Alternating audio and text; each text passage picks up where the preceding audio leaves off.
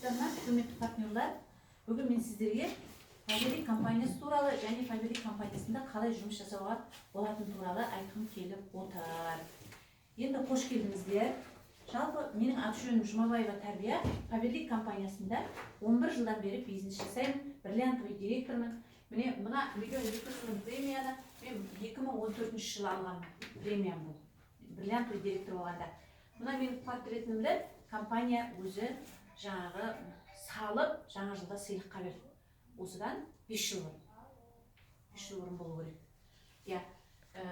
Жалпы Фаберлик компаниясына мен неге келдім? Келген себебім, жалпы мектепте 28 жыл мұғалім болдым. Мен ұстаздық етіп жүрген уақыттарда тапсым осыдан 11-12 жыл бұрын 50 мың теңге ақша алды. Сөйтіп келін алатын болдым. Келін алғасын амал жоқ, той жасау керек. Той жасаған уақытта кредит алдым. Сөйтіп кредит алдым, кредит алғасын манағы 50 мыңның ақшаның жартысын кредитке апарып, банкке апарып беру керек. Сөйтіп банкке апарып берем деп жүргенде менде вообще ақша аз қалды. 5 балам бар, келінім де бала. Сонымен барлық балам ержетіп тұр, манағы ақшам жетпей қалды. Сосын амал жоқ, тағы 2 мектептен сабақ алдым.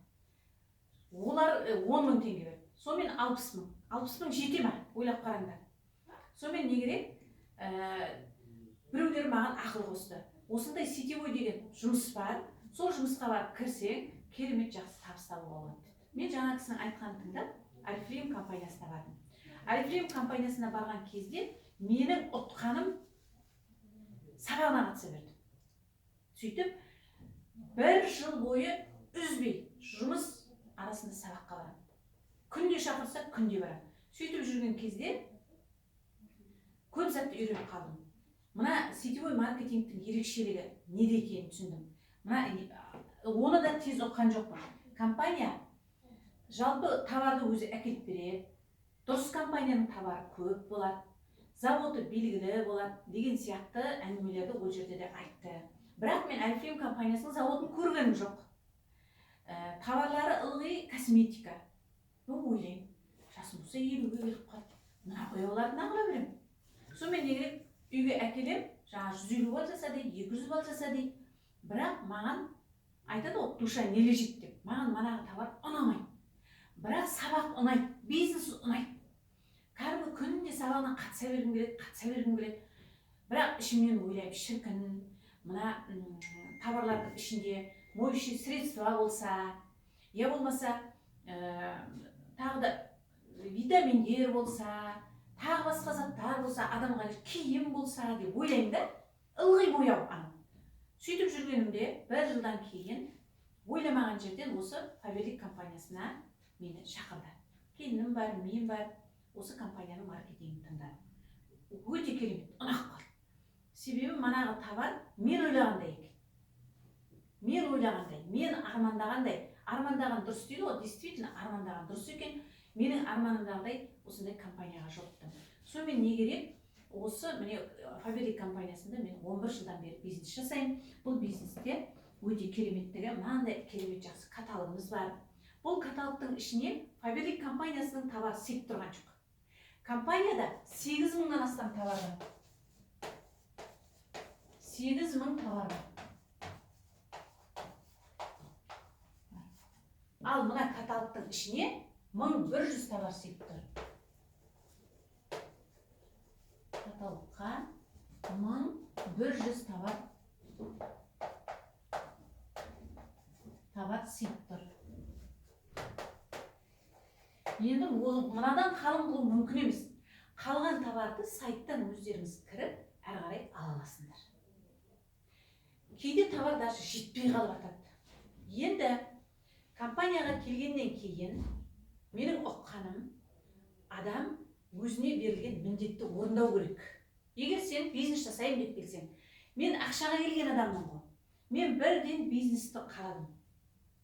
Бірақ бизнесті қалай жүріп, керегіңді ала да аласың, сата да аласың. Енді мысалы Фаберлик емес, любой компанияға келеді адам 3 түрлі жағдайда келеді.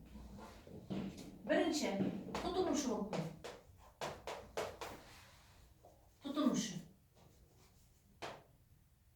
Тұтынушы жаңа туған баладан бастап еңкең деген қатқа дейін барлық адам тұтынушы. Мысалы біздер компанияда жасамаған күннің өзінде де магазиннен аламыз, базардан аламыз. Барлық товарымызды зубный паста, шампунь, мына төбемізден бастап башпайымызға дейін жуынатынды, ыдыс жуатынымызды, кір жуатынымызды алып жүрміз ғой. Алып жатырмыз. Оның барлығын магазиннен, базардан аламыз, бізді тұтынушы деп атайды. Иә, тұтынушымыз. Екінші адам келеді, сатушы болып келеді. Сатушы. Бұл стартта алып алады да, сатып жүреді. Или заказ жинайды. Бұлардың барлығын сатушы дейді. Үшінші адам бизнеске келеді. Бизнеске келеді. Көптеген адам қателеседі. Тұтынушы болып жүреді, бірақ ол ойлайды, мен бизнес жасап жүрмін деп ойлайды. Көрдіңіз бе? Қазір мен сізге түсіндірем, бизнес жасайтын адамның өзінің міндеті болады.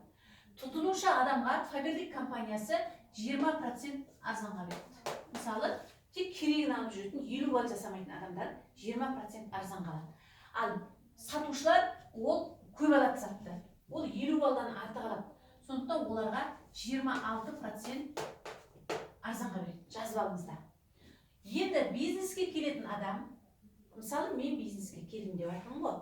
Бизнеске келетін адам тұтынушы да бола алады, сатушы да бола алады. Келісесіңіз ба осыған? Иә? Арасында біреулер заказ бере қояды. Оған сатушы бере қоясың. Итак, біз тұтынушымыз, үйдегі ваннымыз, кухнямыз, түгел затына үстіміздегі киіп тұрған киім, жемпір, барлық Faberlicтікі. Тұтынушым ба? Колгот киім, ішімдегі киім барлығы Faberlicтікі. Мен не тұтынушымын. Көрдіңіздер ме? Мен арзанға алып тұрмын. Енді осыны жасай отырып, осы екеуін жасай отырып, бизнесті бастап кетуге болады. Бизнеске келген адамға компания 3 міндет береді. Жазып алыңдар. 3 міндет. Міндет. Бірінші міндет. 50 балл жасап бересіңдер. 50 балл. Екінші міндет. Адам шақырамыз. Адам шақыру. Үшінші міндет. Оқу.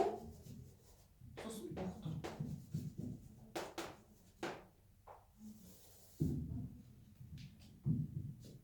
Осы 3 міндетті мен 6 ай сабаққа қатысқанда әзір түсіндім.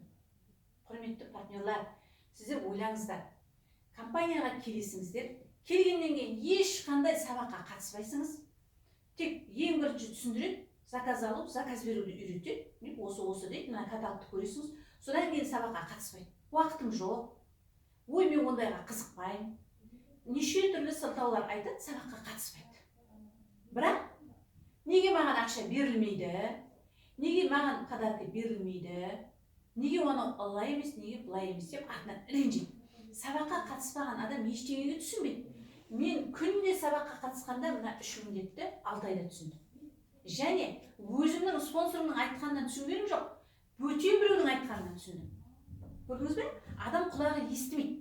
Соның ішінде әйел адамның құлағы естімейді. Әйел адамға көзінен шығып көрсету керек. Сондықтан үнемі блокнот, сосын мына ручканы алып жүру керек. Түртіп алу керек. Күнде не айтылады? Күнде айтқанды жазып алып отыру. Сол кезде адам жайлап ояна бастайды. Құлағы ести бастайды. Жайлап келе береді де, адамның ойы өсе бастайды. Бірінші класстағы бала әріпті анық жаза алмай, бірінші бір қатталының өзін жаза алмай, қолы үйренбей сөйтіп жатады ғой. Себебі оның мына миына бармай жатады. Сөйтіп жайлап үйренеді. Сол сияқты бізде де мына мүмкіндікті, мына жасау керек затты жайлап үйренесіңдер. Құрметті партнерлар, жаза беру керек. Біреулер айтады, кешегі айтқанды тағы айтып жатсың дейді. Конечно, біздің жұмысымыз осы боласын, осыны айта береміз. Бұны тездеп түсіну мүмкін емес. Енді 50 балды неге жасаймыз? Бизнеске келген адам неге 50 балл жасайды? Себебі, бірінші, 50 балл жасаған адамның артына, 50 балл жасаған адамға, адам тіркесе, ақша түседі, табыс алады. Табыс алады. Егер 50 балл жасамасаң, табыс ала алмайсың. Көрдіңіз бе? Екінші, 50 балл жасаған адам 26% арзан қалады. Компания оған осындай арзанға береді. Үшінші, стартовый программа дейді. Шаг деп айтайын. 9 шарт деген бар. Міне суреті, міне тұр. Міне. Осы каталогта, міне нөмір 18-ші каталогта тіркелген адам. Каталогтың артында жазулы тұр. 8500 теңгеге заказ берсе, міне жердегі кремді және молочконы, өте керемет платинум дегеннің сыйлыққа тегін алады. Міне коробка тұр, тегін аласың деген сөз. Бірінші шартты компания тегін береді. Әр уақытта. Каталогтың артындағы мына үнемі өзгеріп отырады. Өткен каталогта 17-де палетта берді, мына каталогта міне крем беріп жатыр. Көрдіңіз ғой, каждый каталогта өзгеріп отырады. Сондықтан мына жерге дым заттың суретін салмайды. Бірінші шарт деп аталады. Содан кейін екінші шарт 3 духи беріледі. Үшінші шарт порошокпенен дақ кетіретін беріледі. Төртінші шарт 4 крем береді. Бесінші шартта 4 түрлі бояу беріледі. Сөйтіп, каждый каталог сайын мыналарды алып отырасыңдар. Міне жерде 80 000 теңгенің товары тұр. Примерно 80 000 теңгенің товарын бар болған 4 000 теңгеге алуға болады. Мына 9 шарттың ішінде 80 000-ның заты тұр. Теңгенің товарын алуға болады 4 000 теңгеге. Теңгеге аласың. Ол қалай?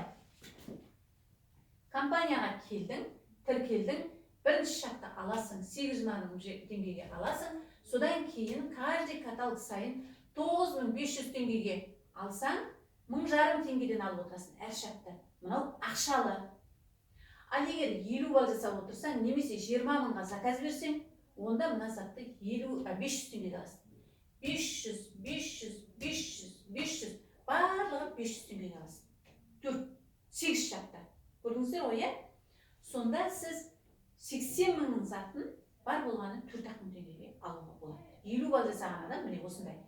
Енді бұл стартовый программа. Егер сен міне жерде заказ бермей қалсаң, мына шарттың бәрін ала алмай қаласың. Кейбір адамдар қателеседі. Мен мынаны алмай қояйын, келесіне қайттан жалғастырамын деп ойлайды. Жалғастырады деген болмайды. Осыны үзбей жасап отыру керек. Енді түсіндіңіз ғой, мына каталогта алатындарыңыз мына кремдер. Келесі әрі қарай жалғастырамыз. Келесі көретін пайдаңыз Фаберлик клуб деген болады. Фаберлик клуб. Фаберлик клуб дегеннің суреті міне тұр. Бұл жерде былай. Міне 50 балл жинадың ба? 50 балл жинасаң, 3 сатты тегін аласың. Ол не зат болуы мүмкін? Ол гель для душа, шампунь, зубный паста болуы мүмкін.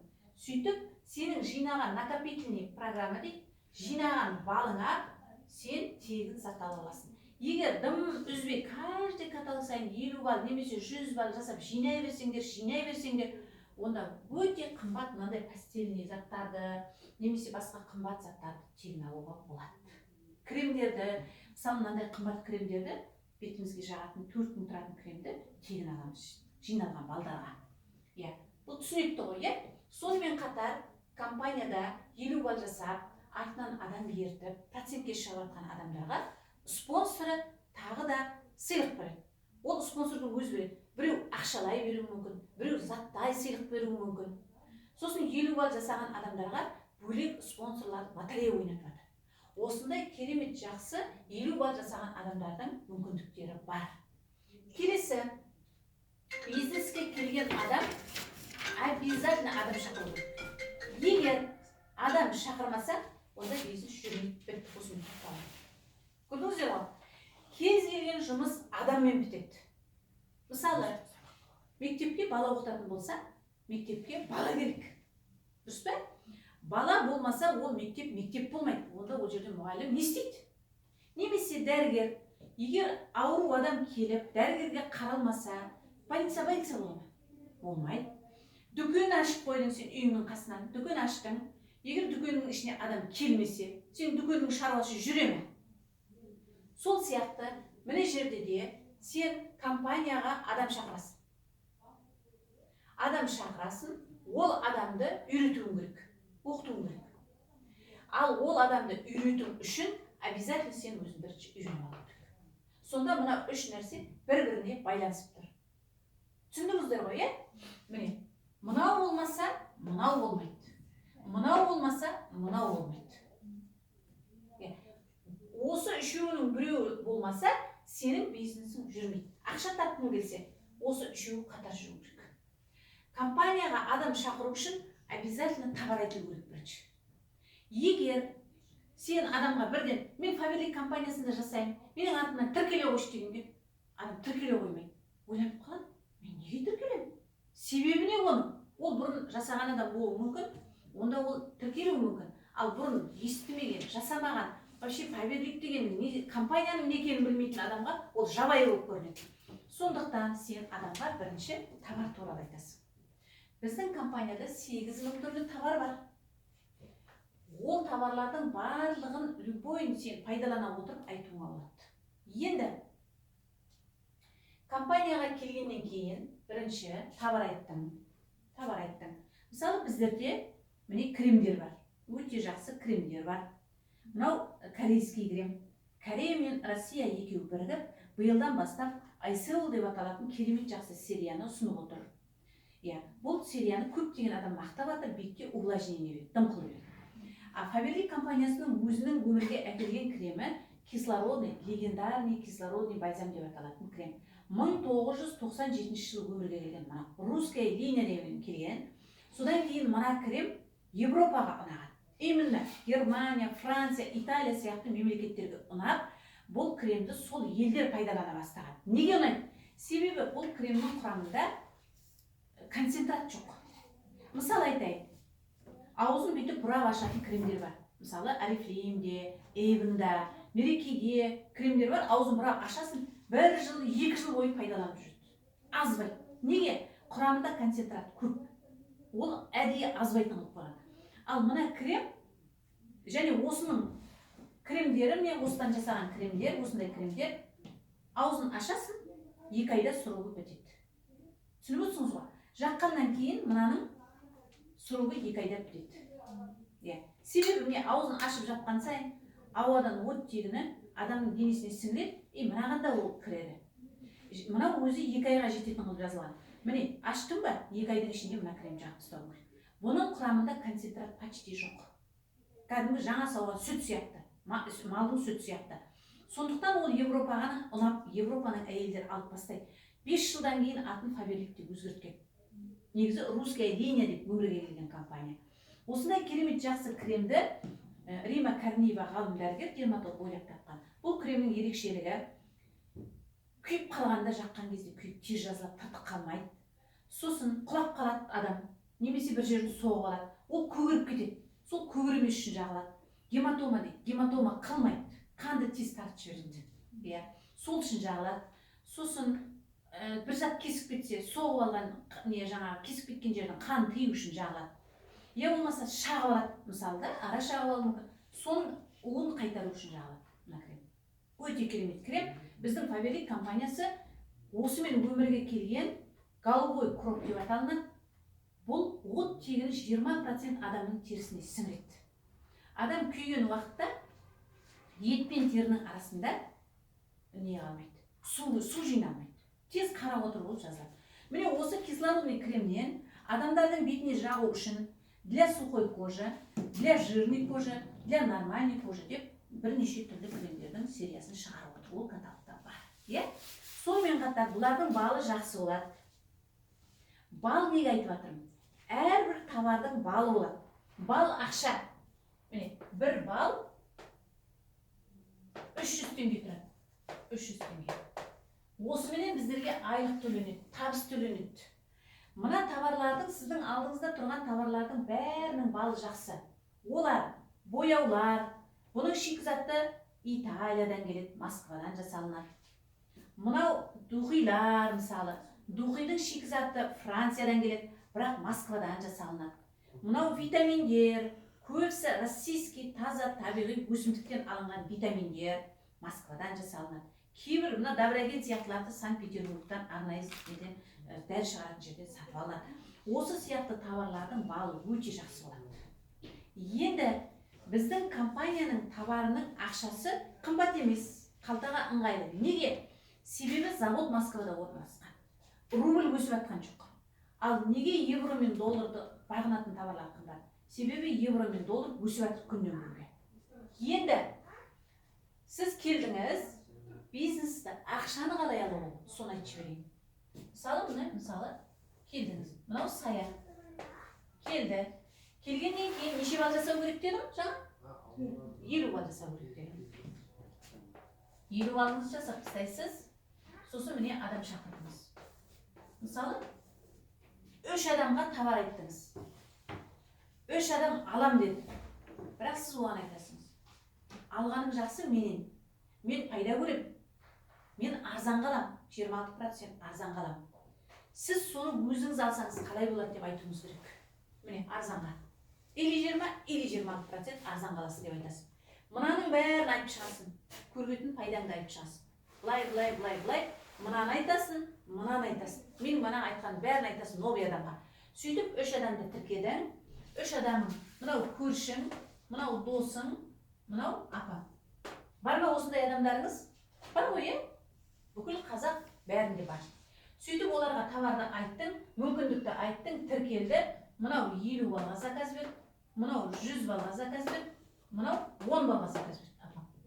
Әркім өзінің әліне қарай осылай заказ берді. Біреу жақсы түсініп қалды да 100 балға берді. Енді компания айтады, Сая саған рахмет дейді. Мына балдың бәрін саған қосам дейді. Себебі сен 50 бал жасадың. Көрдің бе? Бүйтіп бәрін қосады. Сол кезде сенде 100 балдан артық болса, егер жинаған балың 100 балдан артық болса, компания саған 3%-ін ақшаңыз береді. Ол 900-ден жоғары қарай. 900-ден 3000-ға дейін, 3500-ға дейін ақша алу мүмкін. 3%-ін аласың. Ал егер сенің балың 200 бал болса, бір каталогтың ішінде 200 болса, онда компания қалай есептейді? Көбейтеді 6%-ке, көбейтеді 300 теңгеге. Тең болады примерно 3500 теңгедей ақша шығады. Енді бұл ақшаны қалай аламыз, Сая? Мысалы сен ақша төлейін деп келесі каталогта келдің. 20 мыңға заказың шықты. 20 мың теңгеге шықты. Компания 3500 теңгені өзі минустап тастайды. Сол кезде сен неше теңге төлейсің? 16500 теңге төлейсің. Жақсы ма? Қалай ойлайсыңдар қыздар? Бұдырғы сен заказыңды төлейін деп келді. Компания саған 3500 теңгені өзі төлеп көмектесіп жіберді. Бұл сенің еңбегің. Себебі сен компанияға адам шақырып бердің. Және компания саған сол үшін процентіңді берді. Өйстіп біздер 11 жыл бойы табысталып келе жатырмыз. Көрдіңіз бе? Бұл жұмыс, бұл бизнес, бұл табыс табатын, бұл сенің жағдайыңды жақсартатын мекеме, Павелик деген. Бұл мекеме келгеннен кейін не істегеніңіз жақсы? Қалай ойлайсыз? Не істегеннен не береді? Жұмыс жасау керек. Ол үшін адам шақыру керек, оқу керек, оқыту керек. Міне, осы 3 міндетті орындауымыз керек. Енді мына 3 адамды шақырдың. Көршің айтасын, манағы өзің шақырдың ғой енді. Көршің айтасын, көрші давай адам шақыр. Шақырды, көрші өзінің көршісін ар жағында, өзінің досын, өзінің апасын шақырды. Сен оларды танымайсың, бірақ сенің көршің олардың өзінің танысын шақырды. Олар да заказ бере бастады. 50 балл, 100 балл, 20 баллға заказ берді. Көршіге қосылады. Уже көрші мына ақшаны алады. Саған да қосылады мынау. Көрдің бе? Мынау енді тағы мына артындағының бәрі саған қосылды. Компания айтпайды, сен көршінің адамы ғой деп. Оның да балды саған қосады. Сол кезде сенде уже балың көбейеді. 600 балл шығама, компания саған 9%-ін төлейді. 9%-і 16 мыңдай ақша шығады. Енді қара, Сая. Міне жерде сен 20 мың теңге төлейін деп келдің. Заказға компания сенен 16 емес, 65%-ін алып тастайды.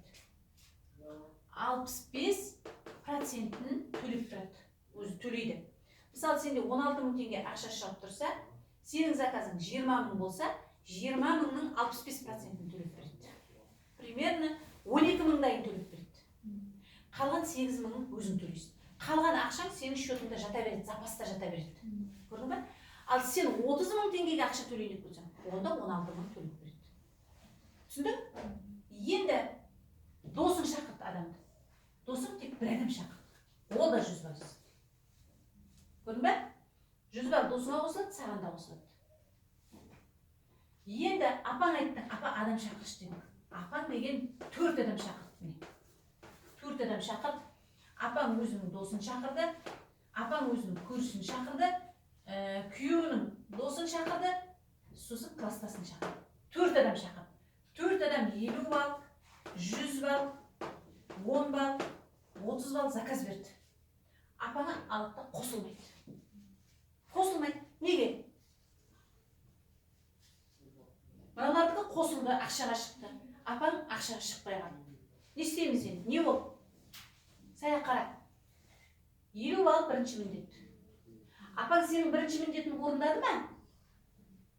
50 балл орындаған жоқ, көрдің ғой? Сондықтан сен апаңа айтуың керек мына жерде. Апа, сен 50 баллды орында деуің керек. Себебі сенің артыңнан 40 адам кіріп тұр.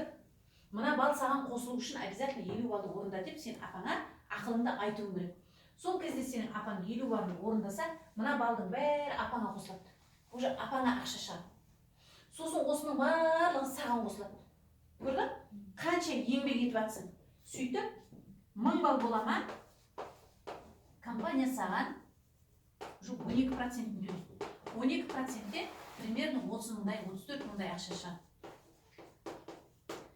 30 мыңға бір ай бойы пол жүріп жүрген адамдар бар. Сен мына 30 мыңды 2-3 күнде жасап тастауыңа болады. 30 мыңды. Бұл бизнес. 1 жылда да жасай алмай жүрген адамдар бар. 10 жылда да жасай алмай жүргендер бар, сая. Солай ғой да, ағай келсесің ғой. 4-5 күнде жасап тастаған адамдар бар. Бұл адамның мына ойының өсуіне, түсініп қалуына, сосын әрекетіне байланысты. Әрекет ету керек.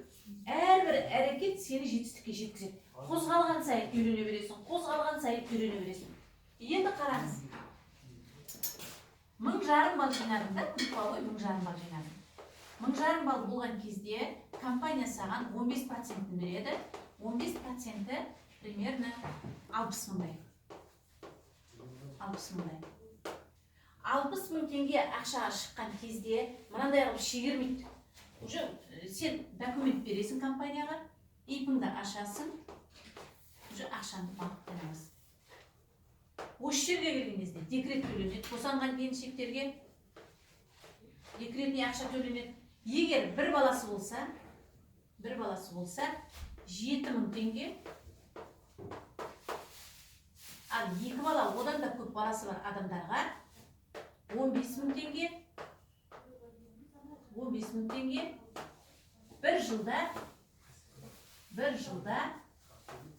18 рет төленеді, жазып алыңдар, 18 рет. Міне, үкіметтен декрет алатындар 12 рет алады.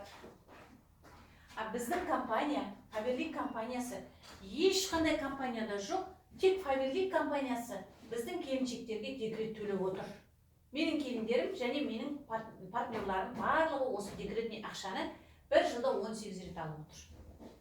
Бұл түсінікті ғой, осы жерден бастап пенсионный жүреді, осы жерден бастап ақшаңызды банктен аласыңыз, кәдімгі үкіметтің жұмыс сияқты жұмыс қылып жасап бастайсыңыз. Келесі 2000 балл. 2000 балл менен 19%-ін аласыз, 19%-і 100 мыңдай. 100 мың теңге, 3000 балмен директор боласыз. 23%-ін береді, 3000 балдың 20%-ін береді. Сіз 200 мыңдай табыс аласыз. 200 мың теңге. Енді қараңыз. Егер сіздің балыңыз 3000-нан артық болуы мүмкін, 4000 болуы мүмкін, 5000 болуы мүмкін, соның 23%-ін аласыз. Түсінікті ме? Тек 3000-ға тек қадалып қалмау керек, одан өсе беруі мүмкін, да? Соның 23%-ін алып отырасыз. Бұл адамдарды шақырған, міне адамдарды шақырасыз ғой. Осы шақырған, жинаған адамдарыңыздың жасаған балына байланысты. Түсінікті ме? Енді директор болдыңыз, мысалы, 2 каталогта директор болдыңыз деген, 2 каталогта директор болып кеттіңіз. Содан кейін компания сізге директор болғаныңыз үшін 275 мың теңге премия береді. 8 каталог қорға дейді. 8 каталог қорғайсыз, 275 мың премия береді. Сосын Анталияға путевка береді.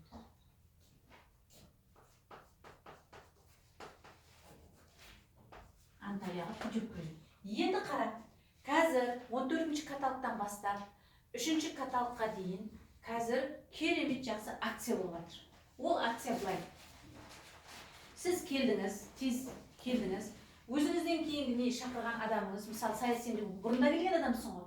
Енді өзіңізден кейін келген адам не досың 100 балл жасады. 100 балл жасапты, артынан бірінен кейін бірін тіркеп бүйтіп. 100 балл, 50 балл бүйтіп. Адамдар тіркеп жатыр бүйтіп, е? Тіркеп жатыр. Тез тіркеп. Итогында 3000 балмен директор болып кетті. Мына, досың. Компания мына досыңа сенің 500 мың теңге премия, тағы да 275 мың теңге премия, 6 каталогтан кейін тағы да 275 мың теңге премия берді. Сонда мына досың сенің 1 50 мың теңге, дұрыс жаздым ба? 50 мың теңге премия, 1 50 мың теңге. Оны қалай алады? Оны манағы осы акция жариялап жатқан компания айтады. Егер дейді, жаңадан тіркелген адам осы 3-ші каталогқа дейін 4 каталог қалып отыр, тез директор болып, директор болса 500 мың премиясын 275 мыңды бірден 2 каталогтан кейін берем дейді, сосын 6 каталогтан кейін манағы 275 мыңды тағы береді, сосын Анталияға путевкасын береді. Осымен жұмыс жасап жатырмыз қазір. Сая, енді қараңыз. Егер сіз өзіңізден кейін қазір мысалы новый адам тауып, сіз болып, ол болып, спонсор болып бірге отырып, мына адамды осылай қылып тіркесеңіз, сізге де мүмкіндік бар, ол кісіге де мүмкіндік бар. Осындай ойлап жүрген адамыңыз бар ма? Сөйлесе алатын осындай адамыңыз бар ма? Тез ақша керек болып жатқан адам бар ма? Ақша бәріне керек. Иә, именно осы кісіге керек па? Осындай адамды табуыңыз керек. Көрдіңіз? Енді мен сізге қазір не істеу керектігін айтайын. Осы жерде сұрағым бар ма? Осы жерде сұрақтарым болса қойыңдар. Сая, мен сені директорға шығарып қойдым. Әңгіме енді өзіңде болып отыр. Көрдіңіз бе? Не істеу керек енді? Не істеу керек? Ол үшін директор болу үшін не істейміз?